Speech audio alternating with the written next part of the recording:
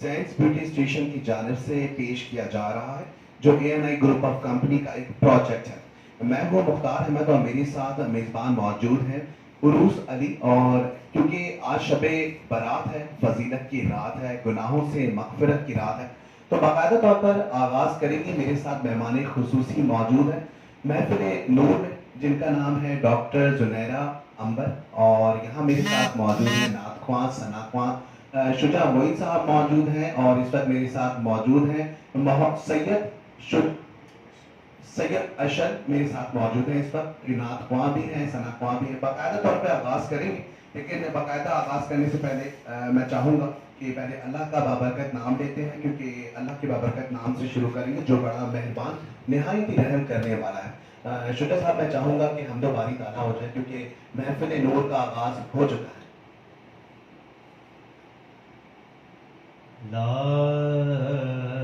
الہ الا اللہ، لا الہ الا اللہ ہے محمد سرور صلی علی. لا الہ الا اللہ.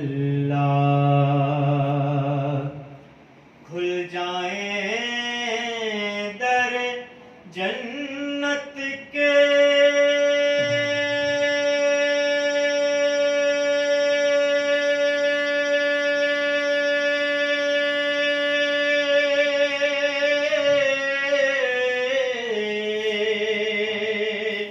دوزخ کی سب آگ بجھے، دل سے کوئی ایک بار پڑھے حق لا الہ الا اللہ. لا الہ الا اللہ، لا الہ الا اللہ. پتا پتا ثنا گو، دم بدم تیرا، زمین و آسمان تیرے، موجود و علم تیرا. دنیا میں تیرا کھا کے تیرے شکوے کریں یا رب، تعجب ہے پھر بھی رہے ہم پر لطف و کرم تیرا. لا الہ الا اللہ، حق لا الہ الا اللہ، لا الہ الا اللہ، حق لا الہ الا اللہ. کسی نے پوچھا کہ جنت کی کوئی قیمت ہے؟ کسی نے پوچھا کہ جنت کی کوئی قیمت ہے؟ تو مصطفیٰ نے کہا لا الہ الا اللہ، لا الہ الا اللہ. دروں کی اذان لا الہ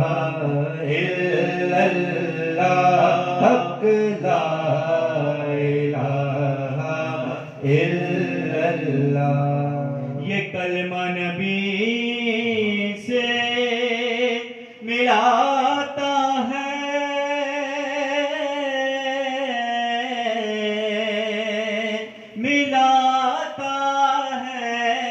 ملاتا ہے وحدت کا جام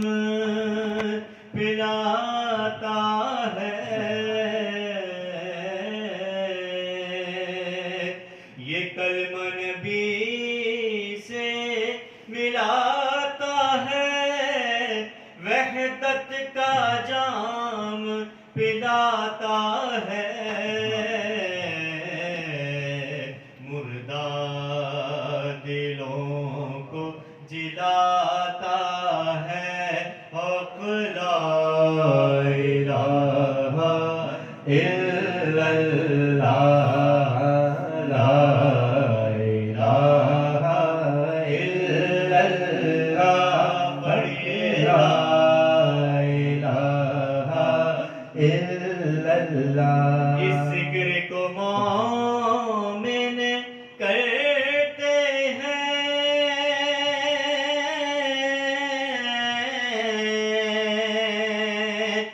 دل نور حق سے بھرتے ہیں اس ذکر کو مومن کرتے ہیں دل نور حق سے بھرتے ہیں سب بگڑے کام سنورتے ہیں پڑھیے لا الہ الا اللہ لا الہ الا اللہ حق لا الہ الا اللہ حافظ کی دعا ہے یہ ہر دم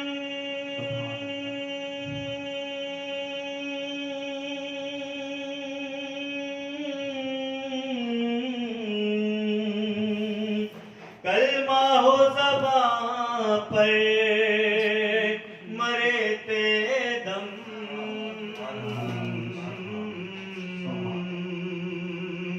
حافظ کی دعا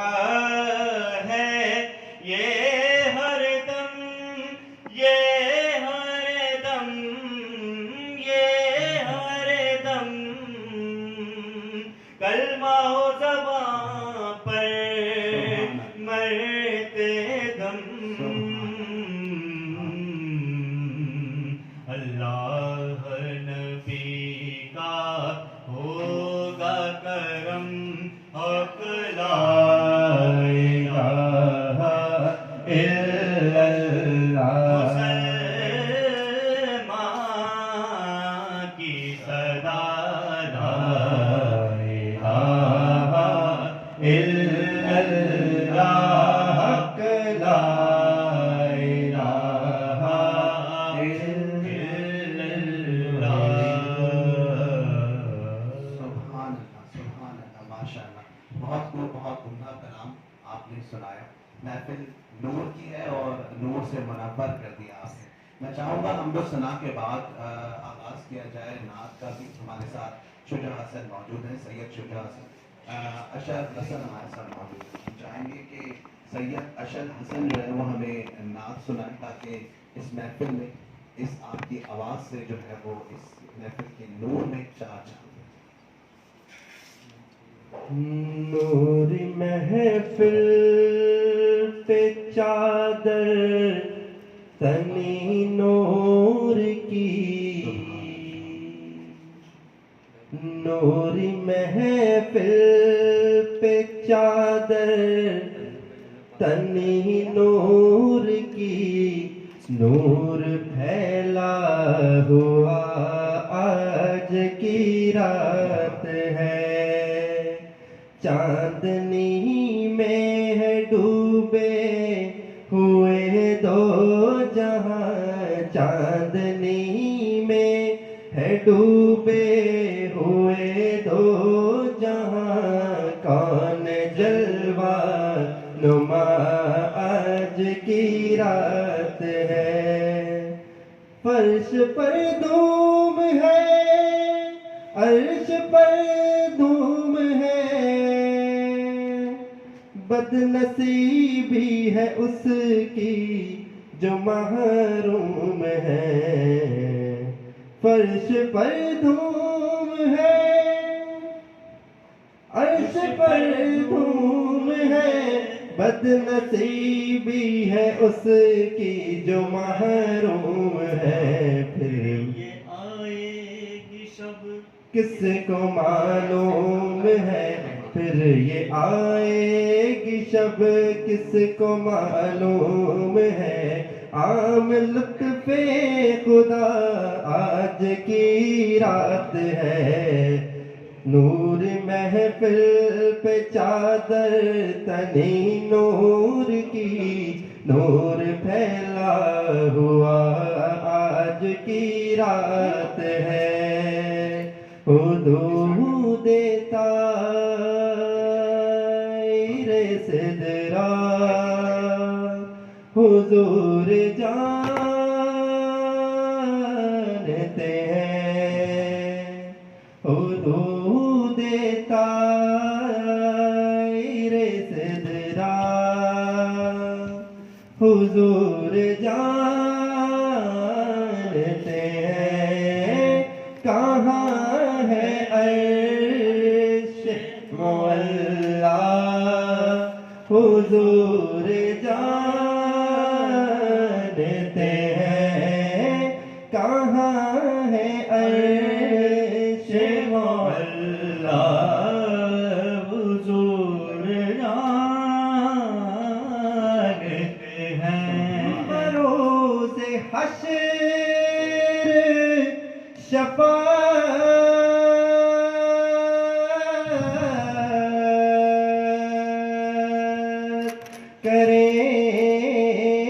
کریں گے چن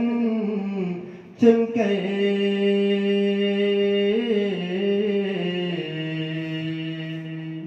بروز حشر شفاعت کریں گے وہ، لیکن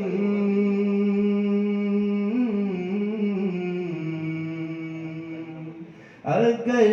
ہوا یہ عقیدہ، اگر ہوا یہ عقیدہ، حضور جانتے ہیں، حدود طائر سدرا حضور جانتے ہیں، انہیں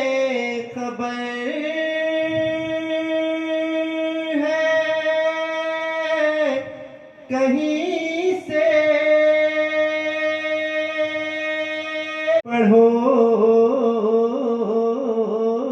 درود ان پر کہ تمام بحر کا نقشہ حضور جانتے ہیں، حدود طائر سدرا حضور جانتے ہیں، بتائی بات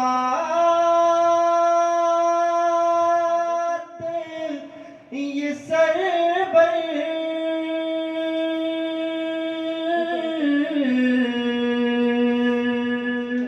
ہمیں صحابہ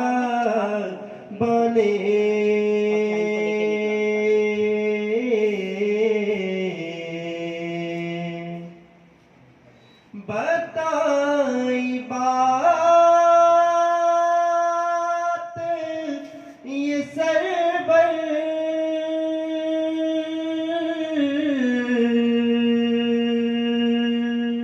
ہمیں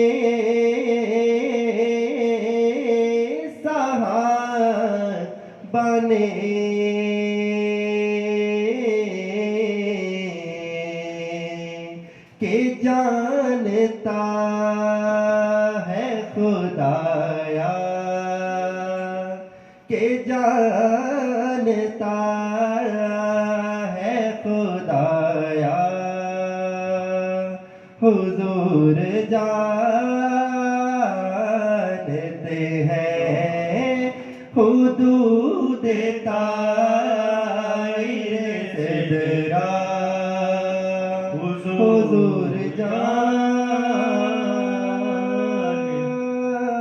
اسی لیے تو ہر کی بات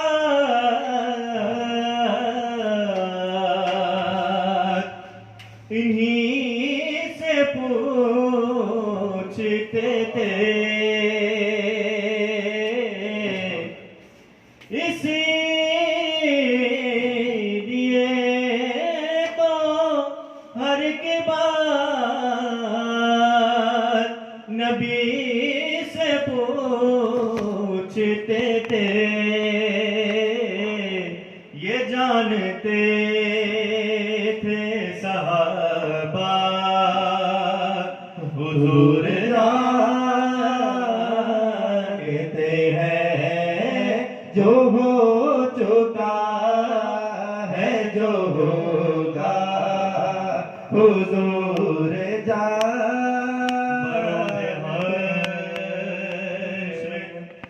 بروز حشر شفاعت کریں گے چن چن کر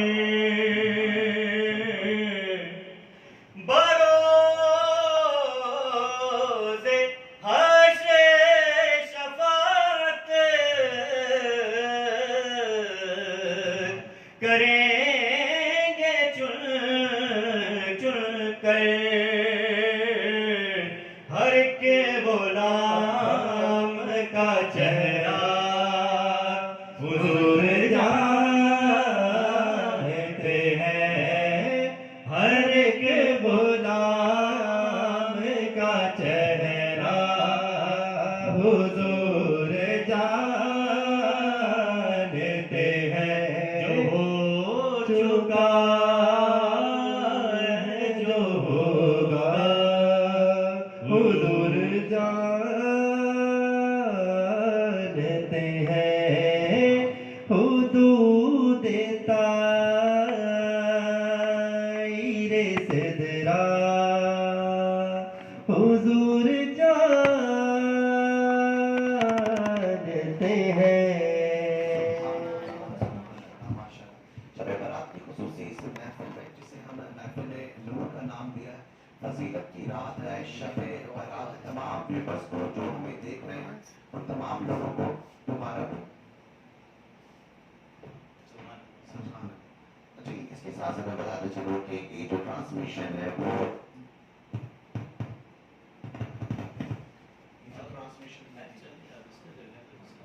اچھا جی جو ٹرانسمیشن ہمیں یہاں ہم پیش کر رہے ہیں آپ تمام لوگوں کے لیے یہ ٹرانسمیشن جو ہے وہ سینٹ بیوٹی اسٹیشن کی جانب سے پیش کی جا رہی ہے جو A N I group of company کا ایک پروجیکٹ ہے کیونکہ ظاہر یہ باقاعدہ طور پر آغاز ہو چکا ہے تو ہم چاہیں گے کہ ڈاکٹر زنیرہ بھی ہمارے ساتھ موجود ہیں سوالات کا سلسلہ بھی لیں گے آگے بڑھائیں گے اس محفل کو اور ہم چاہیں گے کہ کچھ سوالات کا سلسلہ بھی لیا جائے کیونکہ اس مہینے کی اس شب جو کہ 15 ہمارے پاس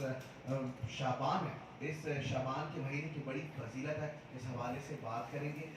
گناہوں کی بخشش کا ذریعہ یہ رات ہے اس حوالے سے بھی بات کریں گے تو کیا سوال کرنا چاہیں گے آپ السلام علیکم ڈاکٹر زنیرہ آپ بالکل ٹھیک ہوں گی امید کرتے ہیں اور خوش آمدید اس محفل نور میں آپ ہمارا حصہ بنی اور ہماری خوش نصیبی ہے کہ ہم آپ سے آج بہت ہم اور ہمارے ناظرین بہت کچھ آپ سے سیکھیں گے ویسے تو اسلام میں ہر مہینے کی اپنی ایک اہمیت ہے لیکن شعبان کی کیا اہمیت ہے آپ سب سے پہلے تو یہ بتائیں رب اشرح لي صدري ويسر لي امري واحلل عقدة من لساني يفقهوا خوش قسمتی ہم سب کی ہے میری بھی ہے کہ ہمیں اس موضوع پر بات کرنے کا اللہ سبحانہ و تعالیٰ نے ہمیں توفیق عطا فرمائی ہے بات یہ ہے کہ دین اسلام سلامتی کا مذہب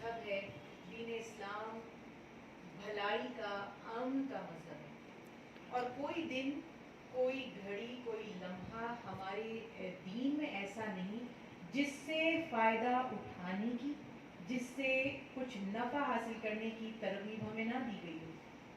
یہ تو ایک طریقہ ہے، یعنی وہ سمجھ لیجیے کہ ایک سسٹم ہے کہ ہمیں بتا دیا جاتا ہے کہ فلاں مہینے کی یہ فضیلت ہے، فلاں دن کی۔ اگر میں کبھی ڈیٹیل سے بات کروں بیٹھ کر تو آپ کو پتہ چلتا ہے کہ ہر لمحہ ہی مومن کا امپورٹنٹ ہے، کہ ایک لمحہ بھی ہمارے لیے ضائع کرنے کی گنجائش نہیں۔ جہاں تک بات ہے شعبان المعظم کی، تو نبی کریم صلی اللہ علیہ وسلم کی ایک بہت پیاری حدیث مبارکہ صحیحین کی حدیث مبارکہ ہے، اور حضرت سلمان فارسی رضی اللہ تعالیٰ عنہ اس کے راوی ہیں، اور بیان فرماتے ہیں کہ جب شعبان کا مہینہ شروع ہوتا تھا تو نبی کریم صلی اللہ علیہ وسلم کثرت سے ہمیں شعبان کی بھی فضیلت بیان فرمایا کرتے تھے، اور اس کے بعد ماہ رمضان کی تیاری کی بھی ہمیں رغبت دیا کرتے تھے۔ ایک اور حدیث مبارکہ میں ہے، آپ صلی اللہ علیہ وسلم نے فرمایا کہ رمضان المبارک، جس سے سبھی اس کی اہمیت سے واقف ہیں، اور اس سے پہلے ایک مہینہ ہوتا ہے رجب کا مہینہ۔ رجب اور رمضان کے درمیان میں ایک مہینہ ہے، اور لوگ اس مہینے کی اہمیت سے غافل ہیں، اور وہ مہینہ ہے شعبان کا۔ آپ صلی اللہ علیہ وسلم کے اصحاب اور آپ کی ازواج مطہرہ فرماتی ہیں کہ کثرت سے نبی کریم صلی اللہ علیہ وسلم ماہ شعبان میں روزے رکھا کرتے تھے۔ وہ کہ اللہ کے حبیب نے روزے کی عام دنوں میں بھی نفلی روزوں کی فضیلت بیان فرمائی، لیکن حضرت عائشہ صدیقہ رضی اللہ تعالیٰ عنہ سے بھی مروی ہے، فرماتی ہیں کہ کثرت سے آپ صلی اللہ علیہ وسلم ماہ رمضان کے علاوہ جس ماہ میں روزے رکھتے تھے وہ شعبان کا مہینہ تھا، اور اتنے متواتر روزے رکھا کرتے تھے کہ ماہ رمضان کے روزوں سے انہیں ملا لیا کرتے تھے، یعنی کنٹینیوسلی پورے ماہ شعبان کے روزے۔ اسی طرح سے آپ صلی اللہ علیہ وسلم نے فرمایا کہ شعبان میرا مہینہ ہے، جس طرح رجب کو اللہ کے مہینے سے تشریح کی گئی، فرمایا رجب اللہ کا، شعبان میرا، اور رمضان میری امت کا مہینہ۔ تو اس ماہ کو اگر ہم دیکھتے ہیں کہ خصوصیت سے نبی کریم صلی اللہ علیہ وسلم سے نسبت ہے، اور میں ایک چیز کلیئر کرنا چاہتی ہوں، کیونکہ بہت دفعہ میں نے خود بھی ماہ شعبان المعظم اور دیگر اسلامی مہینے کی فضیلتوں پہ مختلف پروگرامز کیے بہت سالوں سے، تو کچھ لوگوں کا مجھے یہ رسپانس ملتا ہے کہ جی یہ کہاں لکھا ہوا ہے فلاں مہینے کی فضیلت اور فلاں مہینے کی اہمیت۔ ان کے لیے میرا جواب ہمیشہ یہ ہوتا ہے کہ کبھی مت بھولیے کہ نبی کریم صلی اللہ علیہ وسلم کہ جن کے ہم امتی ہیں، آپ کو جب اللہ سبحانہ تعالیٰ نے دنیا میں مبعوث فرمایا تو آپ صلی اللہ علیہ وسلم کی ایک عظیم شان بیان فرمائی، اور فرمایا وَمَا أَرْسَلْنَاكَ إِلَّا رَحْمَةً لِّلْعَالَمِينَ، کہ ہم نے آپ کو نہیں بھیجا مگر صرف اور صرف رحمت بنا کر۔ اور یہ جو للعالمین ہے، تمام زمانوں کے لیے، تمام جہانوں کے لیے، عالمین کی جو ڈیفینیشن ہے مفسرین کرام نے، محققین کرام نے بہت ڈیٹیل سے کی ہے۔ اگر میں اتنا کہوں کہ ہر لمحہ، ہر ایرا، ہر دور، ہر سینچری، ہر سال، ہر چیز کو کور کرتا ہے، تو اللہ کے حبیب نے تو اپنی امت کی خیر خواہی کا کوئی موقع جانے ہی نہیں دیا۔ آپ صلی اللہ علیہ وسلم کو اپنی امت سے محبت ہے، اور آپ صلی اللہ علیہ وسلم کی جو سب سے بڑی خواہش تھی، اور جو میرے نبی حضرت محمد مصطفیٰ صلی اللہ علیہ وسلم سب سے زیادہ جد و جہد فرماتے تھے، وہ اس بات میں کہ کسی طرح یہ امت نجات پا جائے، کسی طرح یہ امت بخش دی جائے۔ اور اس کی وضاحت فرماتے ہوئے اللہ کے پیارے حبیب حضرت محمد مصطفیٰ تاجدار مدینہ فرماتے ہیں کہ میری اور میری امتیوں کی مثال ایسے ہے جیسے لوگ ایک گڑھا کھدا ہوا ہے آگ کا، اور اس میں گرنا چاہتے ہیں اور گرے چلے جا رہے ہیں، اور میں کمر سے کھینچ کھینچ کر ایک ایک کو بچا رہا ہوں اور اس کو پیچھے دھکیل رہا ہوں۔ تو ذرا سا اس فیلنگ کو، اس جذبے کو اگر ہم سمجھ لیں کہ اللہ کے پیارے حبیب فرمائے امت تباہی کے گڑھے میں گرنے کے لیے بزد ہے، اور میں کھینچ کر، یعنی جیسے آپ کے سامنے کوئی شخص کسی جگہ کودنے کی کوشش کرتا ہے اور آپ اتنا اس کے لیے کنسرن ہے، اتنا تڑپتے ہیں اس کے لیے کہ آپ اس کو پکڑ رہے ہیں، اس کو روک رہے ہیں، اس کو کھینچ رہے ہیں کہ کاش یہ بچ جائے، تو خود ہمیں ہمارا اتنا بھلا عزیز نہیں ہے جتنا اللہ کے پیارے حبیب کو ہماری بھلائی عزیز ہے۔ تو اس لیے جب کبھی کوئی موقع، کوئی دن، کوئی مہینہ ہمیں پتہ چلے کہ اس دن میں کسی عمل کی، اور یقینی طور پر وہ اعمال عبادات میں سے ہوتے ہیں، ظاہر ہے کہ دنیاوی کام تو ہوتے نہیں ہیں، تو ان کی فضیلت ہے، تو اس معاملے میں میری ایک رائے ہے جو میں چاہوں گی کہ وہ سارے لوگ ہمیشہ یاد رکھیں، جمہور علماء کرام اور جتنے بھی واقعی ریلیجیس اسکالرز ہیں، جو باقی لرنڈ اسکالر ہیں، وہ کہتے ہیں کہ کوئی ضعیف حدیث بھی، میں ریپیٹ کر دیتی ہوں، کہ کوئی ضعیف حدیث بھی اگر فضائل یا عبادات کے متعلق یعنی نفلی عبادات کے متعلق آپ کو مل جائے تو اس کو قبول کر لینا بہتر ہے، بنسبت اس کے کہ آپ اس کو چھوڑ دیں۔ حلال اور حرام میں آپ کانشیس ہوتے ہیں کہ بھئی یہ تو ضعیف حدیث ہے یا یہ تو کہیں قرآن پاک میں لکھا ہوا نہیں ہے، لیکن جہاں فضائل سے ریلیٹڈ، چاہے وہ فضائل انبیاء کے ہوں، چاہے وہ فضائل اسلامی مہینوں کے ہوں، چاہے وہ اسلامی شب و روز کے ہوں، اس سے ریلیٹڈ اگر کوئی کچا ریفرنس بھی، اڑتی بات بھی آپ کے کانوں تک پہنچ جائے، کر لینا نہ کرنے سے بار بار بہتر ہے۔ اور شعبان کے بارے میں تو بہت ساری احادیث مبارکہ موجود ہیں۔ بالکل۔ اچھا، ایک سوال جو ہے وہ آیا تھا اس نصف شعبان کے حوالے سے کہ نصف شعبان کا اسلام میں کیا تصور ہے، اس کو بھی ذرا ایکسپلین کیجیے گا۔ ہمارے ناظرین اس وقت جتنے بھی اس وقت ہمیں دیکھ رہے ہیں وہ بھی سوالات کر سکتے ہیں۔ تو سوال ہے نصف شعبان کا کہ کیا تصور ہے دین اسلام میں اس کا؟ ہاں، یہ ایک اور اس کا پہلو یہ ہے کہ اوور آل ماہ شعبان کے فضائل میں تو بے شمار احادیث مبارکہ ہیں، اور کوئی بھی مکتبہ فکر جو کہ ظاہر ہے کہ دین کا جو علم رکھنے والے ہیں، وہ کوئی بھی اس کی ماہ شعبان کی فضیلت سے قطعی انکار نہیں کر سکتا جسے علم ہے۔ بات جو تھوڑی سی کانفلکٹ جہاں پیدا ہو جاتا ہے، جہاں پر ہمارا تضاد ہوتا ہے کچھ مکتبہ فکر کا دوسروں سے، وہ ہوتا ہے شب برات جسے ہم کہتے ہیں، نصف شعبان کی رات۔ شب برات، شب فارسی کا لفظ ہے، برات عربی زبان کا لفظ ہے۔ کچھ لوگ اعتراض کرتے ہیں جی لفظ ہی ٹھیک نہیں ہے، تو لفظ تو نماز بھی قرآن پاک میں کہیں نہیں ہے، صلاۃ ہے، یعنی جس نے ایشو بنانا ہے تو اس کو تو ہمارے بڑے کہا کرتے تھے کہ آٹا گوندھ رہے ہو تو ہل کیوں رہے ہو، وہ تو یہ بھی کہیں گے۔ تو ایشو بنانا، اگر اعتراض پر اعتراض آپ نے کرنا تو اس کے لیے تو جواب دینے کے لیے بھی میرے خیال سے ہمیں اپنا وقت ضائع نہیں کرنا چاہیے، لیکن ان لوگوں کے لیے جو واقعی حقیقت کے طالب ہیں، جو واقعی جاننا چاہتے ہیں کہ بھئی اتنے منہ ہیں، اتنی باتیں ہیں، ڈفرینٹ، اب تو میڈیا کا، جب سے سوشل میڈیا کا زمانہ آیا ہے، ایک ٹائم میں آپ ایک ٹاپک کلک کرتے ہیں تو 10 مختلف اس کے بارے میں نظریات سامنے آ جاتے ہیں۔ ایک عام ویور جو ہے، جو ایک عام دیکھنے والا بیچارہ کنفیوز ہو جاتا ہے کہ ان میں سے کس کی بات درست ہے اور کس کی بات غلط ہے۔ تو اس میں آپ کیا کر سکتے ہیں، آپ کیسے پہنچیں گے حقیقت تک؟ تو آپ یہ کر سکتے ہیں کہ آپ دیکھیں کہ کس کی بات قرآن کے اصول سے اور کس کی بات نبی کریم صلی اللہ علیہ وسلم کے مزاج سے مطابقت رکھتی ہے۔ اگر جب آپ کو براہ راست قرآن اور حدیث میں اگر نہ ملے تو بھی، اب پہلی بات تو یاد رکھیے کہ اس لفظ پہ تو کوئی اعتراض ہی نہیں ہونا چاہیے۔ ظاہر ہے کئی الفاظ ہماری سوسائٹی میں فیمس ہو گئے ہیں، جیسے ہم نماز کہتے ہیں، نماز کے لیے عربی میں دعا کا، صلاۃ کا لفظ ہے، جو کہ نماز تو ہے ہی نہیں، وہ بھی فارسی کا ہی لفظ ہے۔ اسی طرح شب فارسی کا لفظ ہے۔ برات، سورہ برات، سورہ توبہ کی آغاز میں بھی یہ لفظ ہے۔ برات کے معنی ہوتے ہیں بری ذمہ ہونا یا اعلان کر دینا آزادی کا، یا جیسے اس کو اس سینس میں بھی لیا جاتا ہے کہ جس طرح اللہ سبحانہ و تعالیٰ نے فرمایا کہ اللہ اور اس کے نبی مشرکوں سے بری ذمہ میں ہمارا ان سے کوئی واسطہ نہیں ہے۔ تو بات یہ ہے کہ برات کہتے ہیں آزادی کو، اور حضرت عائشہ صدیقہ رضی اللہ تعالیٰ عنہا سے مروی ہے، مشکوٰۃ شریف میں یہ حدیث مبارکہ موجود ہے کہ آپ صلی اللہ علیہ وسلم نے فرمایا، اے عائشہ جانتی ہو نصف شعبان یعنی اس رات کی فضیلت کیا ہے؟ فرماتی ہیں اللہ اور اس کا رسول بہتر جانتے ہیں۔ آپ صلی اللہ علیہ وسلم نے فرمایا یہ وہ رات ہے جس رات اللہ سبحانہ و تعالی بنی کلب کی بھیڑوں کے بالوں کے برابر اپنے بندوں کو دوزخ سے آزاد فرماتے ہیں۔ اس رات سب کی بخشش کر دی جاتی ہے مگر کافر، مشرک، والدین کے نافرمان اور کینہ یا عداوت رکھنے والے یا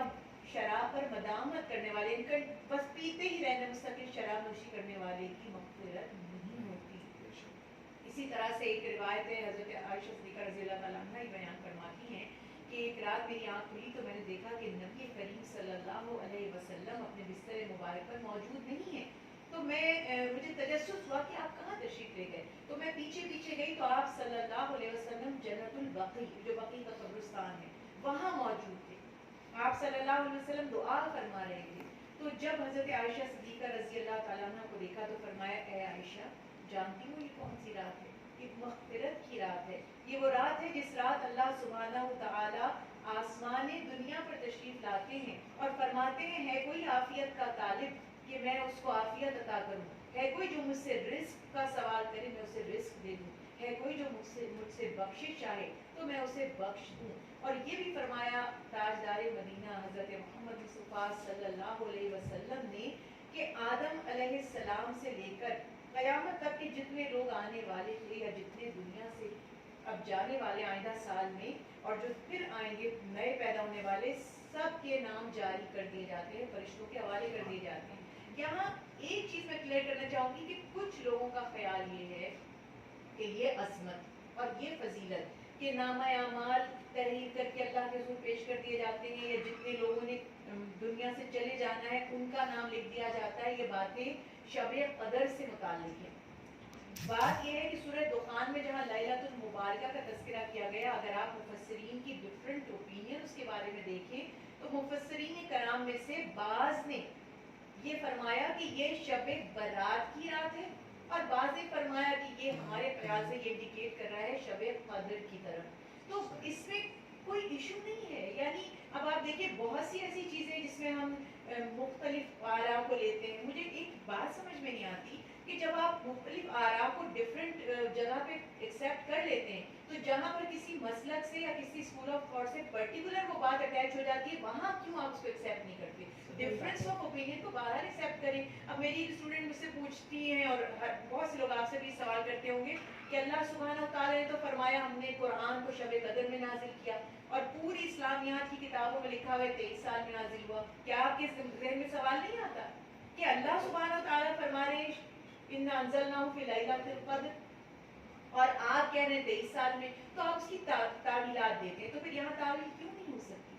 یہاں بھی تعویل ہو سکتی ہے. اللہ بہتر جانتے ہیں, اللہ کے حبیب بہتر جانتے ہیں, لیکن اگر ہم اس کو ازیوم کر لیں گے تو اس سے ہمارے عقیدے پر کوئی برا اثر نہیں پڑے گا. یہ بات میں سمجھانا چاہ رہی ہوں کہ کئی باتیں ایسی ہیں کہ جن کو اگر آپ ایکسیپٹ کر لیتے ہیں اور اس سے آپ نیکی کی طرف جاتے ہیں اور وہ چیز آپ کو کانشیس کر دیتی ہے اور وہ چیز آپ میں تقویٰ پیدا کر دیتی ہے یا خوف خدا پیدا کر دیتی ہے, so what's a big deal. آپ کو کیوں برا لگتا ہے کہ بھائی یہ کیا ہم نے سوچ لیا اور کیوں سوچ لیا, یہ وہ رات نہیں ہے, یہ فلاں رات ہے. تو اس حساب سے تھوڑا ریلیکس ہونے کی ضرورت ہے. اور اتنی متواتر احادیث مبارکہ نصف شعبان سے متعلق مولا علی کرم اللہ وجہہ بیان فرماتے ہیں, راوی ہیں کہ آپ صلی اللہ علیہ وسلم نے نصف شعبان کی فضیلت بیان فرمائی. تو تم میں سے جو اللہ کے حبیب نے فرمایا کہ تم میں سے جو اس رات کو نوافل کی کثرت اختیار کرے گا اور اس کے دن میں روزہ رکھے گا, اللہ سبحانہ و تعالیٰ اس کی مغفرت فرمائیں گے. تو یہ راوی حضرت علی کرم اللہ وجہہ, مولا علی کرم اللہ وجہہ, بی بی عائشہ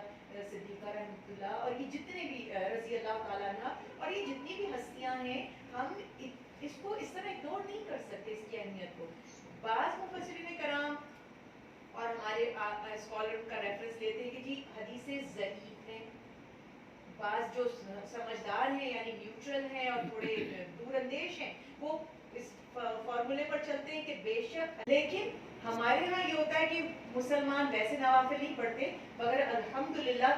رمضان میں پڑھ لیتے ہیں تراویح کی صورت میں. اب ہم انہیں کرٹیسائز کریں اور ہم یہ باتیں نکال کر پروموٹ کریں کہ یہ تراویح تم نے کہاں سے اٹھا لی. اسی طرح سے مسواک کی مثال لے لیجیے. حضرت عائشہ صدیقہ رضی اللہ عنہا فرماتی ہیں اللہ کے حبیب روزے میں اتنی کثرت سے مسواک کرتے تھے کہ میں شمار نہیں کر پاتی تھی. اب کوئی کہے اللہ کے نبی نے ہمیں تو نہیں فرمایا. ہاں ہمیں نہیں فرمایا, مگر اس لیے نہیں فرمایا کہ کہیں ہم مشقت میں نہ پڑ جائیں. تو ایک مولانا صاحب کہہ رہے تھے کہ اللہ کے حبیب نے عبادت تو بہت کی ہے اس میں لیکن ہمیں حکم نہیں دیا. اب یہ جواز ہے کیا؟ جب اللہ کے نبی نے کی ہے, جب وہ قبرستان تشریف لے گئے ہیں, جب انہوں نے دعائے مغفرت پڑھی ہے, جب انہوں نے نوافل میں شب گزاری ہے, تو آپ یہ بات کہہ رہے ہیں کہ اللہ کے حبیب نے ہمیں نہیں فرمایا. تو اللہ کے حبیب نے تو آپ کو تراویح کی جماعت کا بھی نہیں فرمایا, اللہ کے حبیب نے آپ کو مسواک کا بھی نہیں فرمایا جو کہ ان کے اعمال تھے. اللہ کے نبی تو نوافل پڑھتے تھے, ادا فرماتے تھے. تہجد کی نماز اللہ کے حبیب نے کبھی ترک نہیں فرمائی اور امت پہ پابندی نہیں لگائی. اس فرق کو سمجھ لیجئے کہ اللہ کے حبیب نے اس لیے نہیں فرمایا کہ کہیں ہم واجب نہ سمجھ لیں اور جو اس رات نہ عبادت کر پائے اس کو ملال نہ ہو, وہ ریگریٹ نہ کرے, وہ بیچارہ غمزدہ نہ ہو جائے یا وہ مشقت میں نہ پڑ جائے. وہ رحمت عالمین ہے تو وہ اشارہ دے دیا. اب جس کو توفیق ہو وہ عمل کر لے, جو مجبور ہے نہیں کر سکا نہ کرے. لیکن اس سے کہیں کسی بھی بات سے یہ جواز آپ کا نہیں بن سکتا کہ آپ کہیں کہ بھئی عبادت کرنا اس رات میں صحیح نہیں. عبادت کسی بھی رات کی جائے انشاءاللہ اللہ سبحانہ و تعالیٰ کے لیے جو عمل کیا جائے گا, چاہے وہ آپ کسی بھی شب میں کریں, کسی بھی دن میں کریں, کسی بھی مہینے میں کریں, اللہ سبحانہ و تعالیٰ اس کا اجر عطا فرمائیں گے انشاءاللہ. اس کو قبول کرنے بے والے. شک. جیسے آپ نے ابھی کہا کہ روزہ رکھنا ہے, تو روزے کا کیا ہے کہ 13, 14, 15 کا رکھنا ہے؟ کچھ لوگ کہتے ہیں 13, 14, 15 کا, یا صرف 15 ہی شعبان کا رکھنا اچھا ہے؟ دیکھیے, یہ جو 13, 14, 15 کے روزے کی یہ مسنون روزے ہیں, اور یہ ایام 20 کے روزے کہلاتے ہیں جو آدم علیہ السلام سے اس کی نسبت ہے. مگر اللہ کے حبیب حضرت محمد مصطفیٰ صلی اللہ علیہ وسلم انہیں سفر اور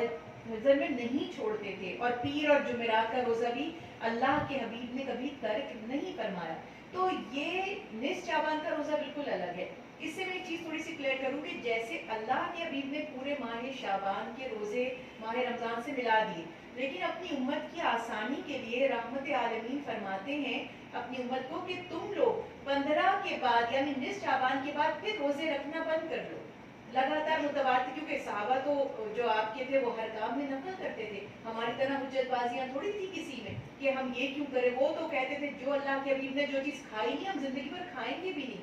تو یہ حال تھا ان کی محبت کا. اب یہ ہے کہ اللہ کے حبیب اپنی امت کی آسانی کے لیے فرماتے. دیکھیے اللہ کے حبیب کے حدیث مبارکہ میں تمہاری مثل نہیں ہوں, خود مشقت اٹھاتے ہیں, امت کو نہیں اٹھانے دیتے. سبحان اللہ. تو آپ نے یہ فرمایا کہ تم اس کے بعد روزے رکھنا بند کر دو. اب یہ کوئی نہیں تھا معاذ اللہ کے حرام ہے, مقصد یہ تھا کہ اپنی طاقت اور توانائی بحال کر لو تاکہ ماہ رمضان المبارک میں, کیونکہ دیکھیں ہم کمزور لوگ ہیں, ہمارے ہاں تو ابھی رمضان سے پہلے کئی لوگ بیچارے پریشان ہو جاتے ہیں. اللہ سب کو طاقت دے, ہمت دے, توفیق دے کہ اب گرمی ہے اور ایسا موقع ہے, اب جابز ہیں, اب کام ہے, تو ہم ضعیف ہیں, ہم نالائق لوگ ہیں ہم جو ہیں. تو اس لیے اللہ کے حبیب سے اور ہمارے عیبوں کو اور ہماری کمزوریوں کو جانتا ہے. تو آپ صلی اللہ علیہ وسلم فرماتے ہیں کہ تم ناکثرت سے رکھو, مگر 15 شعبان کے روزے کی فضیلت احادیث مبارکہ سے ترمذی شریف میں, مشکات شریف میں متواتر احادیث مبارکہ ایسی موجود ہے جس سے 15 شعبان کے روزے کی فضیلت پتہ چلتی ہے. اچھا, یہ ہم کیونکہ موجود ہے اس وقت سائنس کے پیج پہ, اور ایک ان باکس ہوا ہے, ہمیں کسی خاتون نے سوال بھیجا ہے کہ مردوں کے لیے قبرستان, مطلب آج کے دن مردوں کے لیے قبرستان جایا جاتا ہے جو لوگ وفات پا جاتے ہیں, کیا عورتیں بھی اس دن قبرستان جا سکتی ہیں؟ یہ ان باکس میں کسی نے سوال کیا ہے. دیکھیے ایک اس کے دو پہلو میں بات ہے. ایک تو جنرلی خواتین کا قبرستان جانا, اس کے بارے میں بہت میری تحقیق ہے الحمدللہ, اور میں جو بات کہتی ہوں کسی مسلک کے زیر اثر یا اپنی ذاتی رائے سے نہیں کہتی, میری اللہ مجھے توفیق عطا فرمائے کہ کوشش کرتی ہوں کہ مستند احادیث مبارکہ سے بات کی جائے. حضرت عائشہ صدیقہ رضی اللہ تعالیٰ عنہا جب عمرہ کرنے تشریف لے گئی تو اپنے بھائی عبد الرحمن بن ابو بکر کی قبر پر چلی گئی. تو جب وہ وہاں سے واپس آئیں تو ان سے پوچھا گیا کہ آپ کہاں سے تشریف لائیں, تو فرماتی ہیں کہ میں اپنے بھائی عبد الرحمن بن ابو بکر کی قبر سے آئی ہوں. تو انہوں نے پوچھا کہ کیا اللہ کے حبیب نے خواتین کو قبرستان جانے سے منع نہیں فرمایا تھا؟ تو فرماتی ہیں نعم کانا, ضرور پہلے اللہ کے حبیب نے منع فرمایا تھا, اور یہ خواتین کے لیے نہیں منع فرمایا تھا بلکہ ابتدائی دور میں مرد اور خواتین دونوں کے لیے قبرستان جانا منع فرمایا گیا تھا. اس کی مختصر چونکہ وقت آپ کے پروگرام کا کم ہے, وجہ ہے کہ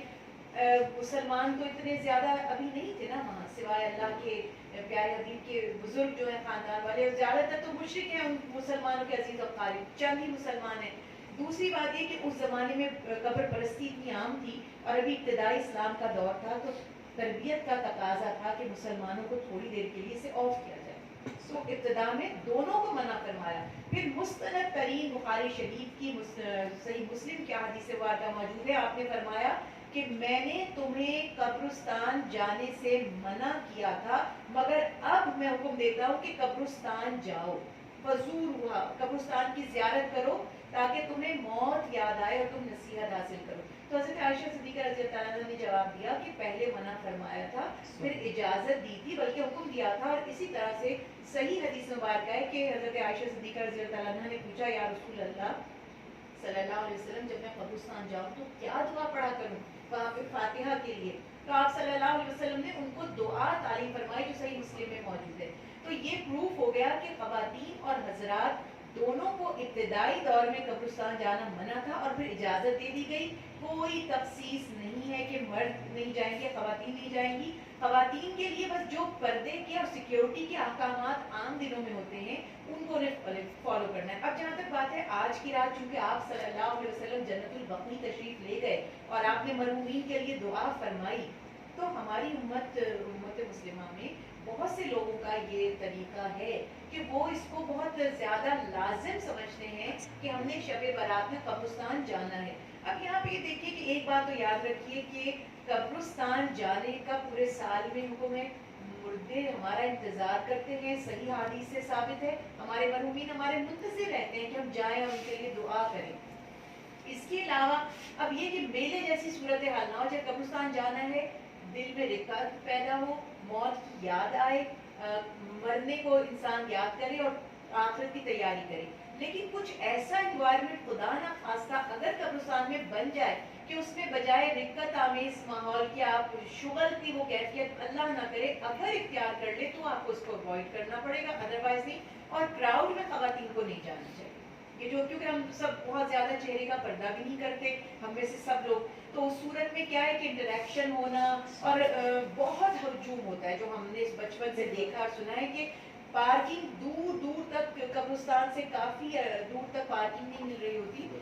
سیکیورٹی کا تو اس رات کوئی ایشو نہیں ہوتا, لیکن یہ جو بے پردگی اور انٹریکشن ہوگا. اور دیکھیے ہمارے تقویٰ کا تو یہ حال ہے کہ اگر کوئی نماز بھی پڑھا ہے اور کسی خاتون کی آواز آ جائے تو اللہ نہ کرے نماز سے ہی دھیان بھٹک جائے گا. تو قبرستان میں اگر ایسا ہوگا تو ہر کوئی اتنا متقی نہیں ہے کہ وہ یہ سوچے کہ ہم یہاں قبرستان آئے ہوئے ہیں. آپ بہت بہتر طور پہ سمجھ سکتے ہیں آج ہم کس لیول پر ہے تقویٰ کے. تو اس لیے خواتین کو ایسے دنوں میں تو بالکل اوائڈ کرنا چاہیے. گھر کے مرد حضرات جائیں, اور یہ کوئی لازم نہیں کہ اسی رات جائے, بالکل جائے گی تو کوئی حرج بھی نہیں. جو جا رہا ہے کئی تو جاتے ہی نہیں قبروں پہ, چلو اس بہانے تو بیچاروں کہ اپنے مرحومین کی قبروں پہ چلے جاتے ہیں. اب میرا یہ نظریہ ہے کہ جو کچھ کر رہا ہے آپ اس کو کہیں زیادہ کرو بجائے اس کے کہ کہیں مت کرو. تو آگے پیچھے تو کرتے نہیں. تو بالکل ایسے ہی ہے جیسے کوئی بچہ فجر کی نماز میں نہیں اٹھتا, باقی چاروں نمازیں پڑھتا ہے, اور آپ اس کو کہیں کیا فائدہ تمہارا 4 نمازیں پڑھنے کا, فجر میں تو تم سے اٹھا نہیں جاتا. تو آپ اس کو موٹیویٹ کرنا چاہتے ہیں تو اس کو فجر کی نماز پر لائیں, نہ کہ اس کی 4 نمازیں بھی چھڑوا کر گناہ گار بن جائیں. تو اس حساب سے ہمیں یہ کوشش کرنی ہے کہ ہم یہ ان کو بتائیں کہ دیکھو پورے سال نہیں, تمہیں جب توفیق ملے, جب موقع ملے اپنے مرحومین کے قبروں پر جاؤ اور فاتحہ پڑھو. اللہ کے حبیب کی تعلیمات ہیں, وہ ہمارے منتظر ہیں. لیکن جو اس طرح جا رہا ہے آپ اس کو یہ کہہ کر منع نہیں کر سکتے کہ پورے سال تو تمہیں خیال نہیں آیا, اب 1 سال بعد تم آ گئے ہو, چلو شاید دل میں بات اتر جائے, آپ سمجھا دیں تو یہ تھوڑا سا خیال رکھنا چاہیے. جیسے ڈاکٹر صاحبہ آج کے دن لوگ اپنے گھروں میں چراغاں کرتے ہیں اور آتش بازی کرتے ہیں, تو اس کا کیا ہے اسلام میں؟ اچھا, اس میں جو ہے نا یہ آپ نے بہت امپورٹنٹ کوشچن کیا ہے. دیکھیے ہم کچھ ہمارے علماء کو میں غلط نہیں کہتی, ان کی سختی کو میں پریکٹیکلی سمجھ سکتی ہوں. ہوتا کیا ہے کہ جب آپ کو کسی چیز میں آسانی دے دی جائے نا تو کچھ لوگ اس آسانی کو ابیوز کرتے ہیں, اور اس کی ابیوز کی وجہ سے ٹوٹلی وہ آپ کو سہولت جو ملی ہے وہ ویو کرنی پڑتی ہے. ہوتا کیا ہے کہ ہم چونکہ مختلف مذاہب کے ساتھ رہے ہیں, خاص طور پہ برِ صغیر پاک و ہند کا جو ہمارا ایک سلسلہ تھا, تو اس کی وجہ سے ہم نے بہت سے دوسرے مذاہب سے بھی کچھ انسپریشنز لی ہیں. تو یہ پٹاخے اور یہ فائر ورکس کرنا اور یہ بوم فائر نائٹس کرنا یہ ہمارے مذہب کا حصہ کسی بھی موقع پر نہیں. ایون خوشی شادی بیاہ کے موقع پر بھی دین اسلام کا یہ شعار نہیں تھا کہ آپ جیسے آج کل آئے دن نیوز میں آ رہا ہے ہوائی فائرنگ ہوئی اور پورا ہی وفات پا گئے اور اس قسم کے ہوتے رہتے ہیں واقعات. تو یہ جو چیزیں ہم نے دوسرے مذاہب سے لے لی ہیں یہ تو کفر کی حد تک ہمیں ہماری نیت نہیں ہے تو ہم یہ فتویٰ نہیں دے سکتے, لیکن یہ تو ان سے مشابہت ہے. اور اگر اس کو آپ انڈائریکٹلی ریلیٹ کریں تو اللہ کے حبیب فرماتے ہیں محمد مصطفیٰ صلی اللہ علیہ وآلہ وسلم کہ جو قوم جس قوم سے مشابہت اختیار کرے گی ان میں سے ہوگی. تو یہ لائٹنگ کرنا اس کی کوئی شرعی حیثیت نہیں ہے کہ آپ پھلجھڑیاں جلا رہے ہیں اور چراغ جلا رہے ہیں. ہاں, آپ چراغ جلانے کے بجائے میں اس کا آلٹرنیٹیو آپ کو بتا سکتی ہوں جو جائز بھی ہو جائے گا کہ کسی کے گھر میں جہاں پر روشنی نہیں ہے، لائٹ نہیں ہے، اس کا بندوبست شب برات میں کر دیجیے. ایک جھونپڑی میں جھکی میں رہتا ہے، اس کو آپ ایمرجنسی لائٹ لے دیں. آج کل لالٹین کا تو اتنا فیشن نہیں ہے، ایمرجنسی لائٹ گفٹ کر دیں غریب آدمی کو، کسی کو تمہارے کام آ جائے گی. اگر آپ کو روشنی کرنی ہے تو کسی کی تاریکی میں روشنی کیجیے، یا آپ نے اپنے گھر میں روشنی کر لی چراغاں، اور یا پھر آپ اپنے دلوں کو روشن کیجیے. اور چراغاں آپ اپنے دلوں میں کر لیجیے، اور کچھ ایک پلان کر لیں کہ اس رات مجھے، کیونکہ موقع کے حساب سے انسان کی نیچر ہے کہ اس کو چیز کلک ہوتی ہے، اور آپ ایک دم سوچیں کہ ایک رات ہے، اس رات میرے نبی نے کس طرح امت کی مغفرت کی دعائیں فرمائیں، کیا بشارتیں دی، اس سے آپ انسپریشن لے لیں اور آپ کے دل میں کوئی چراغ جل جائے. اور یہ شور اب تو خیر الحمدللہ کم ہو گیا ہے، ورنہ مجھے یاد ہے پاکستان میں بچپن سے ہم دیکھتے اتنے خوفناک وہ بوم فائر ہوتے تھے کہ آپ اپنے بیڈ سے اچھل جائیں. اور جو پیشنٹ ہیں وہ بیچارے پیشنٹ ڈر جاتے تھے. گھبراہٹ، ہم نے اپنے آنکھوں سے یہ چیزیں دیکھی ہیں کہ گھروں میں ضعیف لوگ ہیں، بیمار لوگ ہیں، یا جو عبادت میں لگے ہوئے، یہ تو ہم شیطانی کام کر رہے ہیں کہ عبادت میں خلل ڈال رہے ہیں. مشرکوں کا طریقہ تھا کہ جب مسلمان عبادت کرتے تھے تو وہ شور و غل کرتے تھے، ڈسٹریکٹ کرتے تھے. تو میں نہیں کہہ رہی کہ ہمارے مسلمان بچے جان بوجھ کے کر رہے ہیں، مگر ان کو پتہ نہیں. ہمیں انہیں بتانا پڑے گا کہ بیٹا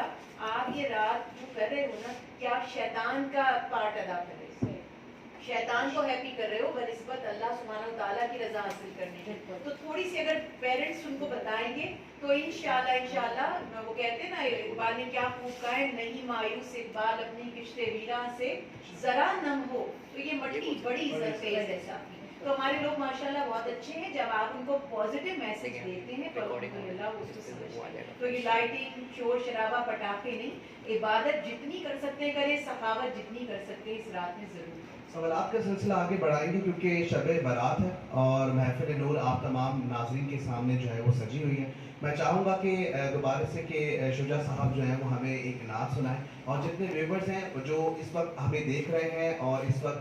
جنہوں نے ہمارے اسٹیج کو جوائن کیا، ہم تمام لوگوں کو خوش آمدید کہیں گے. شجاع صاحب نعت سنائیے گا.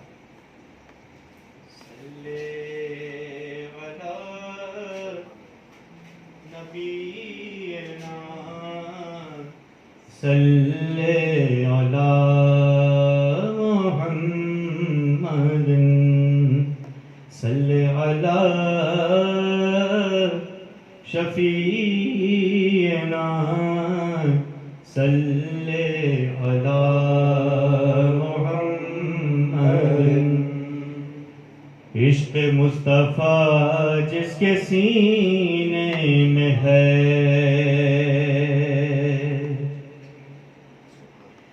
عشق مصطفیٰ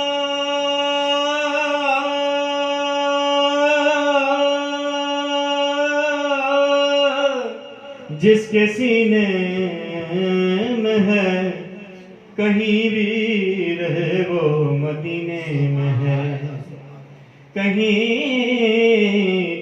بھی رہے وہ مدینے میں ہے. اور کیا بات مدینے کی، کیا بات مدینے کی، یہ ساری دنیا کھاتی ہے خیرات مدینے کی، ساری دنیا کھاتی ہے خیرات مدینے کی. پڑھیے صلی علی شفیعنا، صلی علی محمد، صلی علی کریمنا،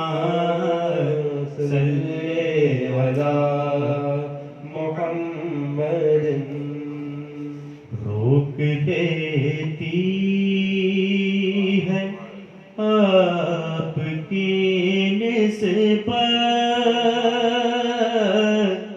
روک دیتی ہے آپ کی نسبت، تیر جتنے بھی ہم پہ چلتے ہیں، روک دیتی ہے آپ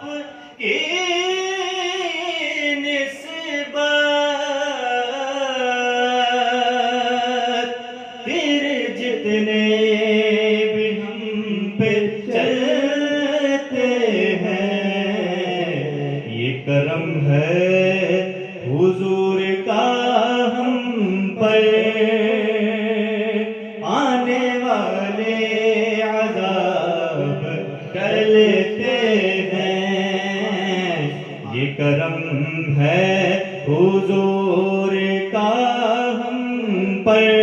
آنے والے عذاب ٹلتے ہیں، روک لیتی ہے آپ کی نسبت تیر جتنے بھی ہم پہ چلتے ہیں۔ اب کوئی کیا ہمیں گرائے گا،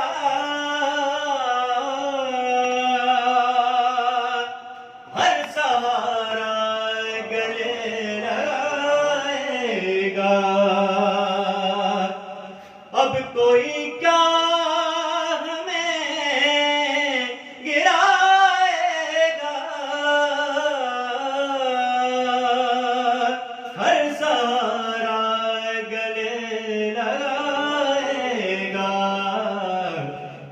ہم نے خود کو گرا دیا ہے وہاں، ہم نے خود کو گرا دیا ہے وہاں، گرنے والے جہاں سنبھلتے ہیں، ہم نے خود کو گرا دیا ہے وہاں، گرنے والے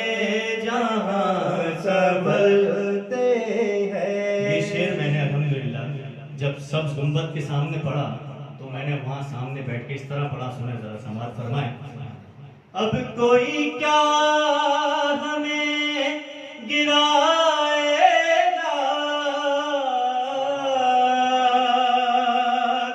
ہر سہارا گلے لگائے گا،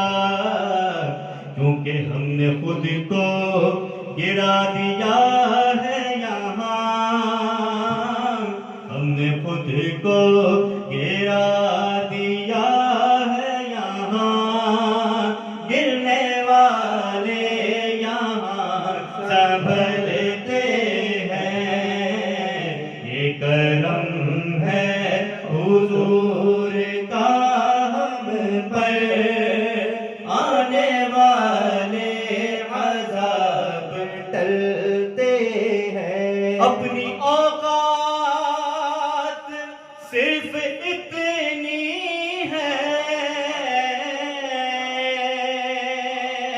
کچھ نئی بات صرف اتنی ہے، اپنی اوقات صرف اتنی ہے،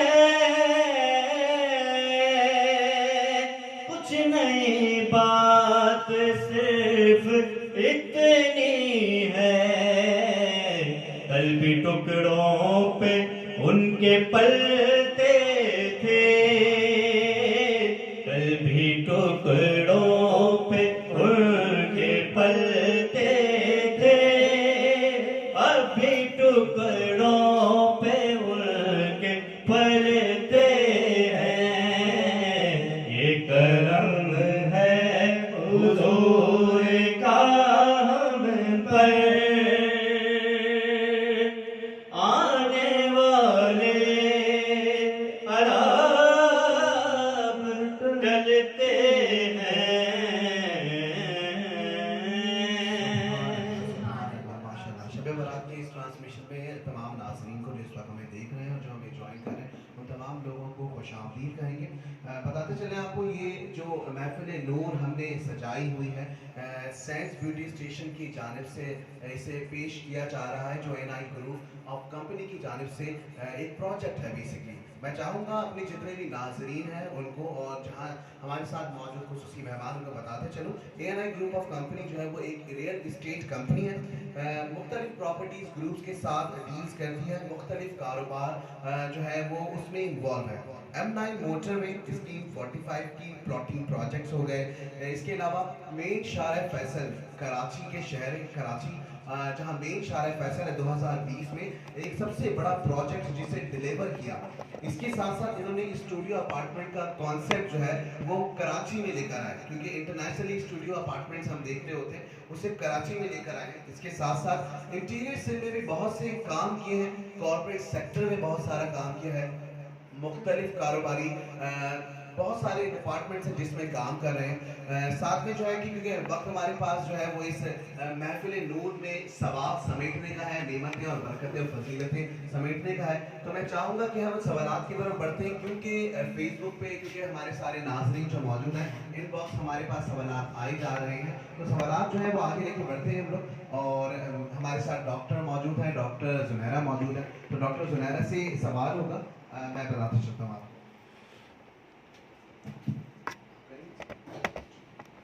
ڈاکٹر زنیرہ, آج کل جیسے آج کی رات ہے تو اس میں نفلوں کی بھی جماعت کرتے ہیں, ایسے نفل ہے تو اس کی جماعت نہیں ہوتی, جیسے رات تصویر اس کی جماعت ہوتی, تو اس میں آپ کیا کہیں گے, یہ کہاں تک یہ صحیح ہے؟ دیکھیے جیسے بھی ہم نے بات کی ہے کہ ایک چیز کو آپ جتنا اس کا حق ہے اس حساب سے کریں جو اللہ کی رضا کا باعث بنے. اور اس میں ٹھیک ہے کہ علماء کرام جو بہت روشن خیال علماء کرام ہیں, جو پیس بلڈر ہیں, پیس میکر ہیں, اور جو امت میں یونٹی چاہتے ہیں, جو امت کی خیر خواہی چاہتے ہیں, تو وہ یہ کہتے ہیں کہ بھائی جو بھی قرآن اور حدیث سے اعمال ثابت ہیں وہ آپ کیجئے. اچھا, اب اس میں یہ بات تو میں پھر واضح کر دوں, جیسے میں نے بھی عرض کی کہ کوئی ضعیف ریفرنس بھی اگر فضائل میں آپ کو مل جائے آپ کام کیجئے, لیکن اس کی ہرگز کوئی مسلمان اجازت نہیں دے گا کہ جو کام شرعاً منع ہو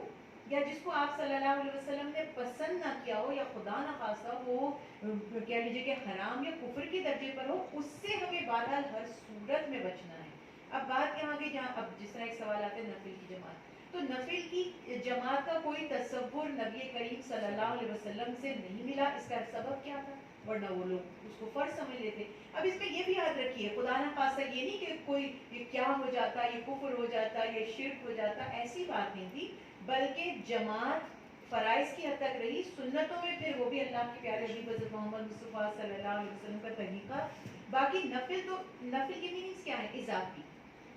جیسے آپ کہتے ہیں ایکسٹرا. اب مثال کے طور پہ کوئی شخص کہیں جاب کرتا ہے, اس کے ورکنگ آورز ہیں 9 to 5, یہ اس کے لیے مینڈیٹوری ہے کہ اس کو یہ کام اتنے آورز کرنے ہیں. اس کے بعد دوسرا آپشن ہے اوور ٹائم کا. اوور ٹائم آپ کے لیے آپشنل ہے, اور اس میں سے جو چاہے گا امپلائیز میں سے وہ اوور ٹائم کرے گا, جو نہیں چاہے گا وہ نہیں کرے گا. آپ فرض آورز کو کم کریں گے تو آپ سے حساب لیا جائے گا, آپ اوور ٹائم نہیں کریں گے نو پرابلم, کریں گے تو پیسے کما لیں گے. تو اسی طرح سے نفلی عبادت ہے کہ نفل اضافی ہے, یہ واجب نہیں ہے. اگر آپ نے نہیں پڑھا, آپ سے پوچھا نہیں جائے گا کیوں نہیں پڑھا, لیکن فرض کی کوتاہی پوچھی جائے گی. نفل کی امپورٹنس ہمارے دین میں یہ ہے کہ اللہ کے پیارے حبیب حضرت محمد مصطفیٰ صلی اللہ علیہ وسلم کی حدیث مبارکہ ہے کہ میرے امت کے جو افراد ہیں, یعنی ان لوگوں کے لیے اللہ کے بھی فرماتے ہیں تمہاری جو فرض کی کمی کوتاہی رہ جائے گی فرائض کی, وہ سنتوں سے, اور پھر بھی کوئی کمی کوتاہی رہ جائے گی تو نوافل سے پوری کی جائے گی. میں نے یہ تو بتا دیا کہ نوافل ایکسٹرا ہے, لیکن اتنا بے فکر ہونے کی بھی بات نہیں ہے نا, کیونکہ ہم اتنے پرفیکٹ نہیں ہیں اپنے فرائض میں, کبھی کوتاہی ہو گئی, کمی ہو گئی, اونچ نیچ ہو گئی, تو نوافل ہی سے ہماری بچت ہے. جہاں تک جماعت کا تعلق ہے تو ایسا کوئی تصور نہیں تھا کہ نوافل کی جماعت ہوتی, جس طرح صلاۃ تسبیح کی جماعت ہو رہی ہے. ہم یہ تو نہیں کہیں گے کہ یہ خدا نہ خواستہ کفر ہو رہا ہے یا شرک ہو رہا ہے, مگر بہرحال ایسا اللہ کے حبیب کے زمانے میں کوئی ایگزامپل ہمیں نہیں ملی, تو ہمیں احتیاط کرنی چاہیے. اس میں ایک بینیفٹ آف ڈاؤٹ آپ دے سکتے ہیں, وہ ایسے ہے کہ دیکھیے ہر دور کے تقاضے ہوتے ہیں.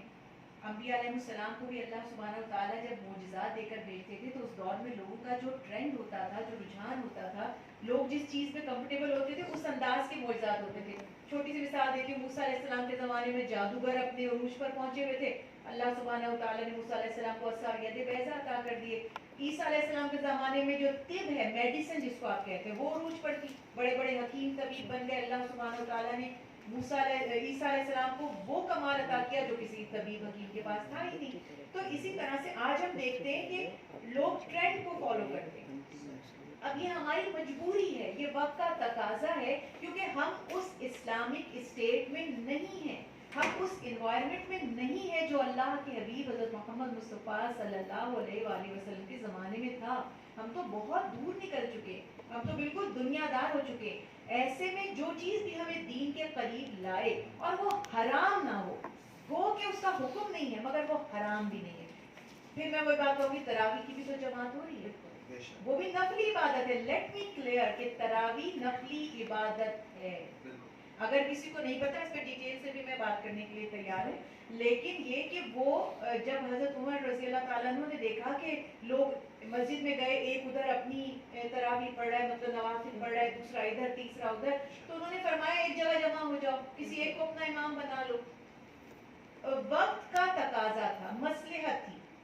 تو یہ نہیں تھا. اور خود انہوں نے نہیں اس میں شامل ہوئے. بعض وہ کہتے ہیں نا انہوں نے ایجاد کیا, انہوں نے شروع, نہیں, انہوں نے صرف ایک سجیشن دیا کہ تم اپنی اپنی الگ الگ پڑھ رہے ہو, ایک کو حافظ جو ہے اس کو امام بناؤ اور اس کے ساتھ پڑھ لو. ادروائز پھر انہوں نے ساتھ میں یہ بھی فرمایا کہ اس سے افضل تھا کہ راتوں کو, یعنی ابھی جو سنت مبارکہ ہے کہ افطار کے بعد سو جائیں, روزہ کھولنے کے بعد, عشاء کی نماز کے بعد, اور رات کے پچھلے پہر اٹھ کے پڑھیں. تو انہوں نے یہ بھی فرمایا, جو اکثر لوگ بات نہیں جانتے, کہ اگر تم رات کو اٹھ کے پڑھتے یہ جس کو ہم تراویح کہتے ہیں تو زیادہ افضل ہوتا. زیادہ اور کم کی یہاں بات ہو رہی ہے, یہاں پہ بدعت یا شرک کی بات نہیں ہو رہی. تو اب آپ یہ سمجھتے ہیں کہ بھائی اس بہانے سے کچھ لوگوں کو صلاۃ التسبیح پڑھنی نہیں آتی, تو وہ سب اگر کہیں کہہ دیا جائے گا اجتماعی ہو رہی ہے دعا تو وہ شامل ہو جائیں گے. مگر میرے خیال سے اس کا بیسٹ سولوشن یہ کہ ان کو ٹرینڈ کریں. جیسے ہم کہتے ہیں نا, کسی کو خیرات دیتے رہنے کے بجائے اس کو کچھ ہنر سکھا کے اس کے پاؤں پہ کھڑا کر دیں. لیکن جس وقت وہ بھوکا ہے اس وقت تو کھلا دیں اسے. اب آپ اس کو کہیں بھائی میں تمہیں سکھاؤں گا, پھر تم کمانا اور کھانا, ابھی پیٹ بھر دیجیے اس کا اور پھر اس کو ٹرین کر دیجیے. بالکل ایسے ہی ابھی اس کو لے لیں اپنی جماعت میں, لیکن اس کو ٹرین کریں کہ دیکھو بیسٹ سولوشن یہ ہے کہ تم یہ سیکھ لو نماز اور تم اس کو پڑھو. کیونکہ بہرحال اس کی حضرت عباس رضی اللہ تعالیٰ عنہ سے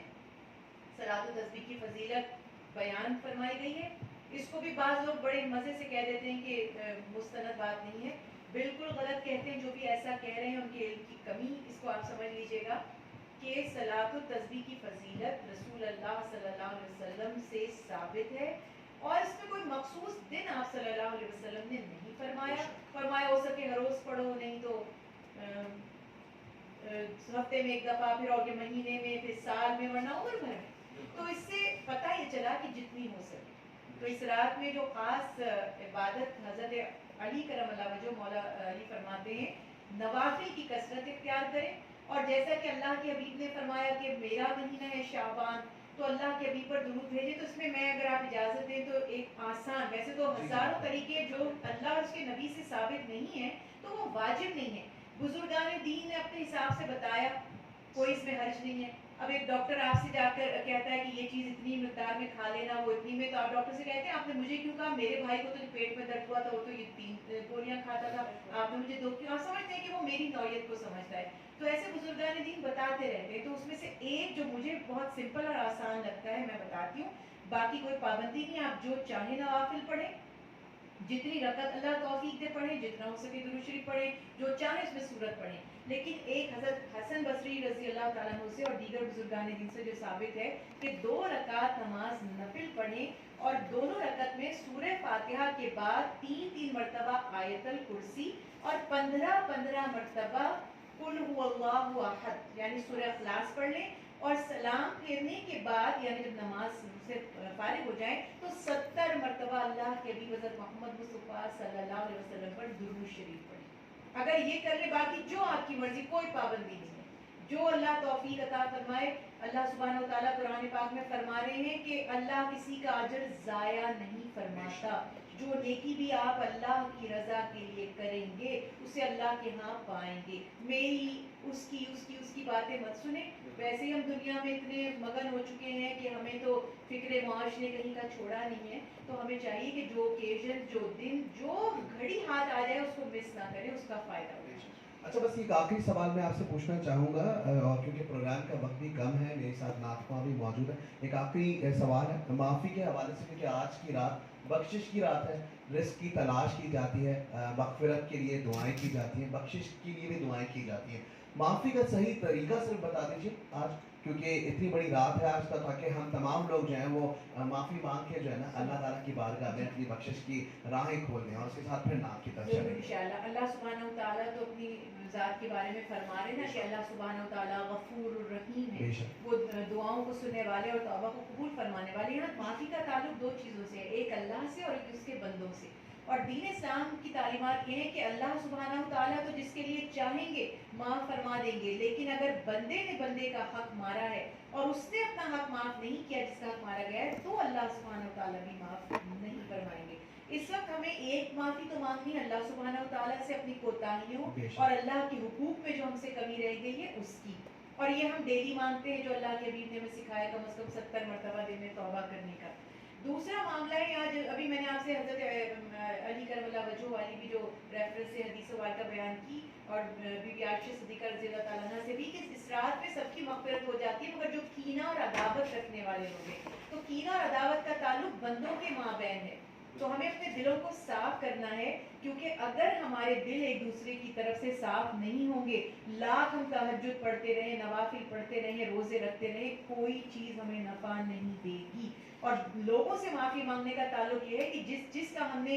ڈیلیبریٹلی, یعنی جس کا مجھے پتا ہے کہ اس کے ساتھ میں نے زیادتی, ایک ہوتا ہے کہ انجانے میں کچھ ہو گیا ہو تو وہ تو پھر وہ بھی اللہ سے ہی معافی مانگیں گے آپ, لیکن جہاں آپ کو پتہ ہے کہ فلاں بندہ مجھ سے ناراض ہے یا فلاں کو میں نے اس وقت یہ بات کہہ دی تھی, تو اس کو کانٹیکٹ کر کے, اب چاہے وہ کانٹیکٹ آپ فیس ٹو فیس کریں, چاہے جو بھی کمیونیکیشن کا سورس ہے اس سے کہیں کہ اپنا دل مجھ سے صاف کر لو, مجھے معاف کر دو اور میں بھی تمہیں معاف کرتا ہوں جو میرے دل میں بات ہے. تو ضرور ایک دوسرے سے معافی تلافی کرنے کی کوشش کرنی چاہیے تاکہ اللہ سبحانہ و تعالیٰ بھی ہمارے گناہوں کو بخش دیں, ہمیں معاف فرما دیں.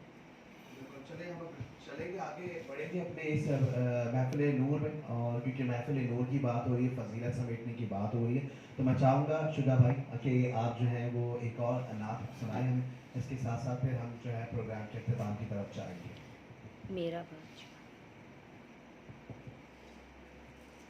میرا بادشاہ حسین ہے, حسین ہے, دین کی پناہ حسین ہے. یہ بات کس قدر ہنسی ہو,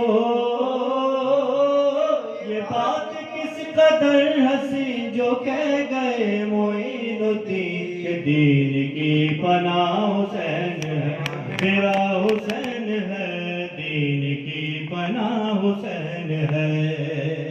کرے جو کوئی برتری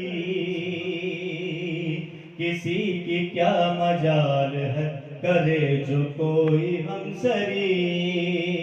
کسی کی کیا مجال ہے. کرے کوئی جو ہمسری کسی کی کیا مجال ہے. حسین ہر لحاظ سے جہاں میں بے مثال ہے. یہ ہو چکا ہے فیصلہ, یہ ہو چکا ہے فیصلہ, نہ کوئی دوسرا حسن, نہ کوئی دوسرا حسین ہے. میرا حسین ہے, تیرا حسین ہے, سب کا حسین ہے, میرا بادشاہ حسین ہے. دین کی پناہ حسین ہے. بالکل, میں چاہوں گا کہ آپ جو ہیں وہ اشد آپ بھی ایک نعت سنائیں تاکہ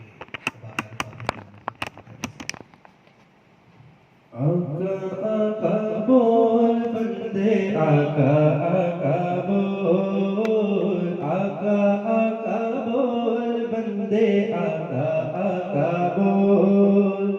ذکر نبی تو کرتا جا,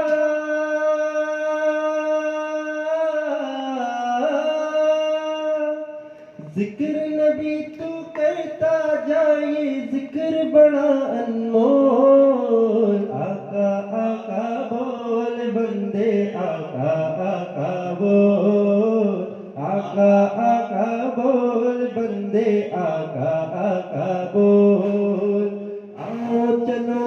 دیوانوں سارے شہر مدینہ چلتے ہیں، شہر مدینہ چلتے ہیں، میری کیا اوقات ہے سبھی ان کے در سے پلتے ہیں، آقا کے در سے پلتے ہیں، غیروں کو بھی دیتے ہیں،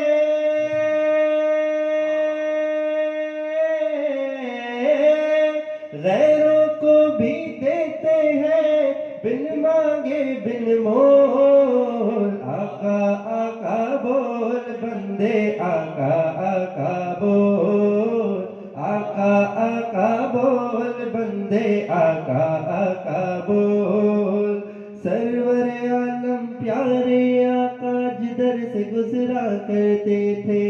جدھر سے گزرا کرتے تھے، شجر گواہی دیتا تھا اور پتھر کلمہ پڑھتے تھے، پتھر کلمہ پڑھتے تھے، نور خدا کے منکر اب تو، نور خدا کے منکر اب تو اپنی آنکھیں کھول، آقا آقا بول بندے، آقا آقا بول، آقا آقا بول بندے، آقا آقا بول، عرش سے لوٹے جب سب نبیوں کے سلطان، نبیوں کے سلطان، دشمن بھی سب تھر رہا ہے اور کفر ہوا حیران، کفر ہوا حیران، رب نے ایسی عزت بخشی، رب نے ایسی عزت بخشی کبھی نہ آیا جھول، آقا آقا بول بندے، آقا آقا بول، آقا آقا بول بندے، آقا آقا بول، راشد نعتیں لکھنا پڑھنا یہ ہے بڑا اعزاز، یہ ہے بڑا اعزاز، ان کے کرم کے صدقے سے ہے اونچی ہے پرواز، اونچی ہے پرواز، نعت نبی تو سنائے جا، نعت نبی تو سنائے جا، کانوں میں رس گھول، آقا آقا بول بندے، آقا آقا بول، آقا آقا بول بندے، رحمت کے دروازے کھول۔ سبحان اللہ، ماشاء اللہ۔ اس دعا کے ساتھ کہ آپ کے علم ہوا کہ راشد اعظم صاحب بھی جو ہیں وہ پردہ فرما چکے ہیں، اللہ تعالیٰ ان کے درجات بلند فرمائے، اور ابھی ریسنٹلی عالم اسلام کے ممتاز و مکرم صنفاں محترم جناب الحاج سعید ہاشمی صاحب بھی ہم سے رخصت ہو گئے، تو انہی کے کلام پر میں اختتام کروں گا، اور ان کا ہی لکھا ہوا کلام: اگر کوئی اپنا بھلا چاہتا ہے، اسے چاہے جس کو خدا چاہتا ہے، اگر کوئی اپنا بھلا چاہتا ہے، اگر کوئی اپنا بھلا چاہتا ہے، اسے چاہے جس کو خدا چاہتا ہے، اسے چاہے جس کو خدا چاہتا ہے، خدا کی رضا مصطفیٰ چاہتے ہیں، خدا کی رضا مصطفیٰ چاہتے ہیں، خدا مصطفیٰ کی رضا چاہتا ہے، خدا مصطفیٰ کی رضا چاہتا ہے، اگر کوئی اپنا بھلا چاہتا ہے، مدینے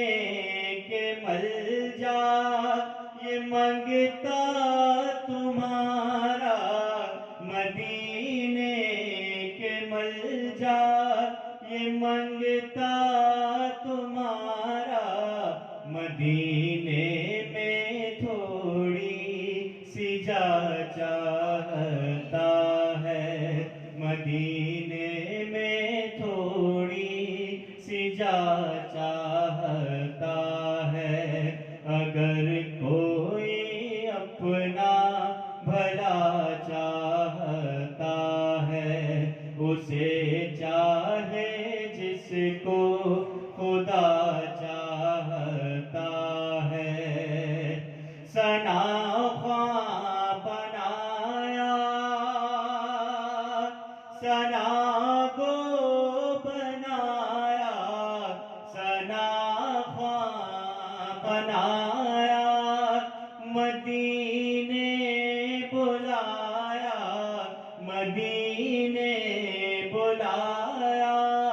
ثنا کو بنایا، سعید سے تو اور کیا چاہتا ہے، سعید سے تو اور کیا چاہتا ہے، اگر کوئی اپنا بھلا چاہتا ہے، اسے